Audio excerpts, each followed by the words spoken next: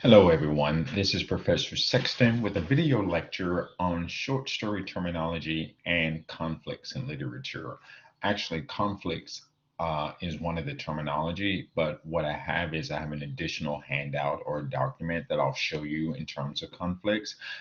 Keep in mind that both of the documents that I will share with you during this video lecture are also available in course documents so that you are able to review and read them on your own.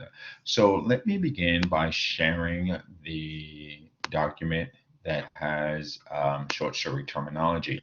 Some of this terminology is going to be familiar to you because some of it's the same things that we use when we talked about poetry. So you should be able to see it here. And let me explain as well. So over this, I'll go over the definitions, but then when we start to talk about individual short stories that we're going to read over the course, what I'll try to do is to also bring up these terminologies when I'm discussing those short stories. So that way you can also see them as they work in actual stories instead of just having the definitions of them. So let's begin with tone. Tone is the attitude or the mood of a literary work. And for instance, that tone can be happy, sad, depressing, upbeat, and so on. There are no right or wrong answers when it comes to tone. Tone is a matter of interpretation. And so that really depends on you as a reader, what you feel the mood of a story is. And once again, what you'll have to do is you'll have to use a number of factors of the story to determine what that tone is, like looking at plot. Looking at how the story ends, looking at the characters and things of that nature. So if I ever give you a question that I ask you, what is the tone of a literary work? I'm always going to ask you to support what in the story convinces you of that tone. Another element of short stories is the plot. Plot is really simple. It's the series of events that make up a story. So it's what happens in the story. Now, with short stories, the plot can be told linear or in chronological order. So, like for instance, this happened first, then this, then this, then this. So the author or narrator can tell the story in the way that the story unfolds. Or the author or the narrator can move back and forth in time. Some of the stories that we'll read will begin in the present, but the author might go back to a past event and might move back and forth between time frames in the story. So as you're reading, you need to always keep that in mind. How the narrator or how the author is telling the story. And let me mention too, and so that's plot. Characterization. Characterization is how the authors reveal qualities of a character, and this can be done through many devices, such as descriptions of a character, the actions of a character, dialogue, what the character says, or what the character says, reactions, how the character reacts to certain information, inner thoughts of the characters, and reflections. So there's a lot of ways that characterization can be revealed in a short story. And when you're talking about characters, there are a number of other terms that you need to keep in mind as well. Like, for instance, the protagonist. The protagonist is usually the main character and usually the one that elicits reader sympathy. So, usually, and keep in mind that I'm using the word usually here, usually the protagonist is someone that we feel sympathetic towards. And this is the character that we usually want to do well or to succeed. So, like for instance, think about romantic comedy movies that you see. Oftentimes, as a audience member, you want the main character to either get the girl or to get the guy. So you're rooting for that person. If you think of hero or comic movies like Batman or the Avengers, usually you're rooting for the good guys. And keep in mind, I'm using usually. Sometimes you may not be, and that's totally fine. And keep in mind too that a literary work may have more than one protagonist. So there might be two people who are the center of the focus of the story. The antagonist is a character or an ideal or situation that opposes the protagonist. In the very traditional type of stories, you have two people. And so you have the protagonist, the person that you want to do well, and then you have that a person who's opposing the protagonist. And the person who's opposing that protagonist is the antagonist. So this antagonist is throwing roadblocks in the protagonist's way. However, sometimes the antagonist could actually be the protagonist. And what I mean by this is that means that a character can be working against her own best interest. And so she could be the person that is keeping her from doing what she needs to do. So she can be her own villain. And sometimes the antagonist is not a person, it can be an ideal, it can be a situation, and the protagonist is fighting against something else, maybe society norms or something of that nature. So keep in mind that antagonists can be done in a lot of different ways. The next four terminologies can be a bit confusing. So let me see if I can simplify these for you. A round character is a character who is complex and displays a range of emotions. So this character is not one-dimensional. This character could be happy, the character could be sad, all in the same literary work. So you don't see the characters just in one way. Whereas a flat character is one-dimensional, and you only see that character one way. So for instance, if the character is perceived as a villain, the character is perceived as a villain all the way from start to finish, and that never changes. Whereas if the character is round, you can see these layers of complexity in the character. And once again, this is a matter of your interpretation. Some person might read a character as round, whereas another one would read a character as flat. And at the end of the day, it's left up to you to look at things in the story that support why you see that character one way or the other. A dynamic character is a character who changes over the course of the work. So at the beginning of the work, a character might appeal to be one way, but by the time you get to the end of the literary work, the character is different.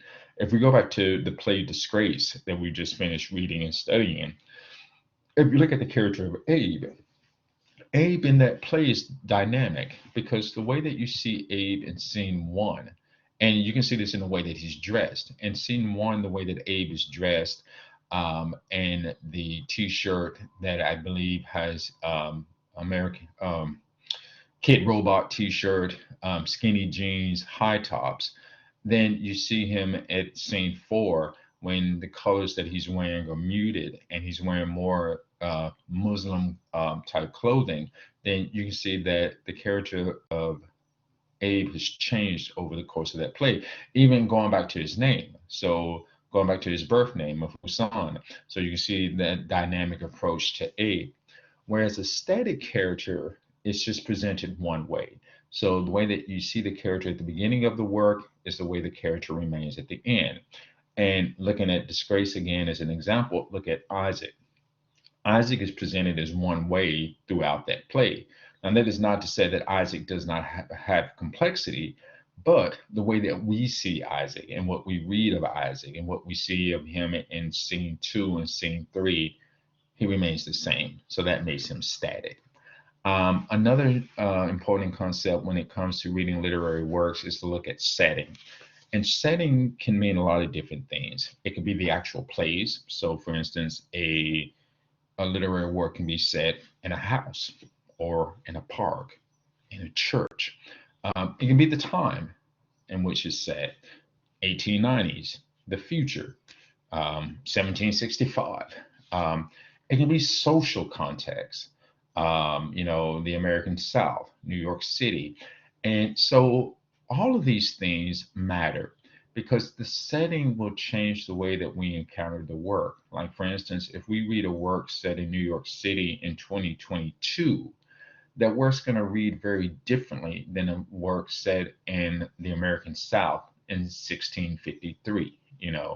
1653 is probably wrong. So let's say 1833. That matters. You read a work set in South Africa as opposed to a work set in Mexico. So you need to pay attention to settings and things of that nature. So keep your eye on those. And then let's talk about narrator. So remember when we talked about poetry, talked about the speaker. When we get to short stories, we talk about the narrator. And the narrator is simply the person who tells the story in a work of fiction. There are multiple types of narrators, but I'm only going to focus on two because these are the two that we will encounter in the literary works that we're going to read this semester. One is the first person narrator. And a first person narrator is a narrator who is a character in the story, who is actually telling the events. And this narrator will normally will use I or we that will signify to you that this narrator is actually involved in the events. Now, it could be that the first person narrator is a character in the work, but he or she is not the major character of the work. Like, for instance, if any of you have ever read Fitzgerald's The Great Gatsby, in The Great Gatsby, the narrator of that novel is Nick Carraway, who is an actual character in the work, but the work actually focuses on Jay Gatsby. So you can see that difference there. A third person narrator is a person that's telling the story who's not a character in the work. So this person isn't, just isn't a character. And the third person narrator can vary. I mean, sometimes the third person narrator knows everything. And when I mean everything, that narrator will know what a character is thinking, it'll know what other characters are thinking. It can go into their minds and things of that nature. And then that will be an omniscient narrator. A limited narrator only has access to some information. So a limited narrator might only be able to give you what one character is thinking and not multiple characters. And keep in mind too, sometimes a narrator can be unreliable. And a narrator can be unreliable for two reasons. First of all, the narrator can be unreliable because she just doesn't know all the information. And so she's sometimes making things up or assuming what has happened. Then sometimes the narrator can be unreliable because he is intentionally trying to mislead us, giving us false information for whatever reason. And so when you're reading a literary work, you might want to consider whether that character is reliable or not. Related to this, to a certain extent, is this notion of point of view. Point of view is the perspective from which a story is told. So, and what I want you to do, do not assume that the point of view is that of the narrator, because sometimes the point of view can be from a character in the literary work. So even though the narrator is telling the story is told from a different character's point of view. And what I mean by that is we see the story mainly through the way that that character is experiencing it. Like, for instance, I'll go back to The Great Gatsby. Even though Nick Carraway is the narrator of that novel, a lot of times the perspective from which that story is told through the perspective of Gatsby. And so we're looking at and experiencing things through Gatsby's eyes a lot of times, even though it is Nick who's telling us the story. Foreshadowing is a literary device when there's something earlier in the story that hints at something that's going to happen later. Foreshadowing is tricky because when you first read a story, you might see a scene or you might hear something and you don't know how that's going to come back into play. But then you get to the end of the story, you think, oh, that's why we saw this at the very beginning. One of the examples that I like to use is from one of the Final Destination movies, and this is from Final Destination 2. So in Final Destination 2, there's a scene where this young boy is going into a high-rise office. And when he walks into the office, you see pigeons, and you see a crane lifting a plate of glass. And as a person watching the movie, you take notice of it because it's there on the screen, but you have no clue that those two things are going to be important later. But when you get later on into that scene, those pigeons and that plate of glass play a very pivotal role into what happens later. So showing that is an instance of foreshadowing. And it works the same way in literary works, where there's something that is going to come back into play later. A flashback is when an author goes back to something previous to kind of give you some insight into current events. So like for instance, if I'm talking to you right now and I mention, something that happened to my childhood, and if this was a story, if I flash back to that incident, that's a flashback because I'm moving back to an earlier incident to kind of explain where I am currently. And flashbacks are pretty obvious. You can kind of see them when they come up in a short story. They don't usually take you by surprise. A symbol is an object or a concept that is used to represent something that is abstract. And for instance, think of a rose. We take the rose, the flower, and we normally take the rose to symbolize love. So that's a symbol. Take the color black. We normally symbolize black to mean death. Literary works, and particularly fiction, is full of symbols. Be careful with symbols because not everything that you encounter is a symbol. Sometimes, as people famously say, sometimes a rose is just a rose. But once again, it's a matter of how you look at the interpretation. So the next one is conflict. And this is where I'm going to share another document with you in a moment.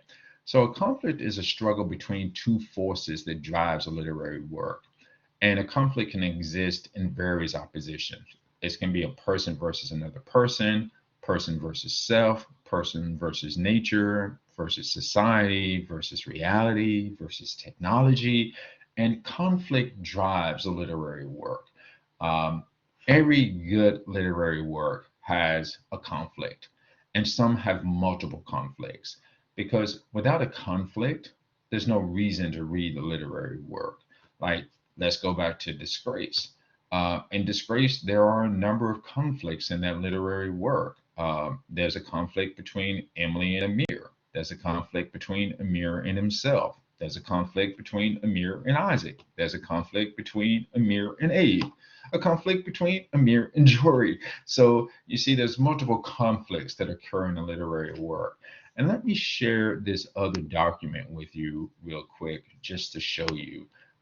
It's just pictorial examples of the various conflicts that exist in literary work. So, like the classical one, man versus nature, modern, man versus society, postmodern, man versus technology, man versus man versus self, man versus reality, man versus God, man versus no God. And then with postmodern, they got man versus author. You don't see this one often. Well, at least you won't see it often in the literary works that we're reading. But it's good for you to take a look at this conflict sheet because, as I said before, conflicts are really going to drive the literary works that we read. And the last theme that I want to share with you, this has to do with themes, and this is something that we talked about with poetry, and this is something that works with all literary works. So let me just read this. The view that a literary work expresses towards a subject, such as love, friendship, or injustice. Keep in mind that the theme needs to reveal what the work says about the subject. For instance, love is unstable, friendship is valuable, or injustice is unavoidable. Themes are not stated directly. So you're never going to read rarely are you going to read a literary work where in the literary work the author says the theme of this work is blah blah blah. I mean, occasionally some authors might, but usually that's not going to happen. And it's up to you as a reader to analyze the various literary elements in a literary work to see and to determine what you think the theme of that work is. And keep in mind what I said just there, what you think the theme of that work is. Because different people, as we read a literary work, will come up with different themes of what we think that work is about. And one of the ways that you do that is you look at all the other elements. You look at conflicts.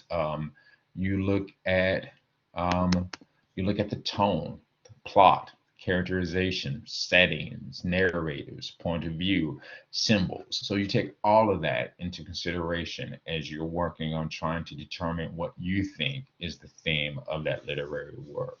So this is our short video lecture on short story terminology and that other document on conflicts in literature.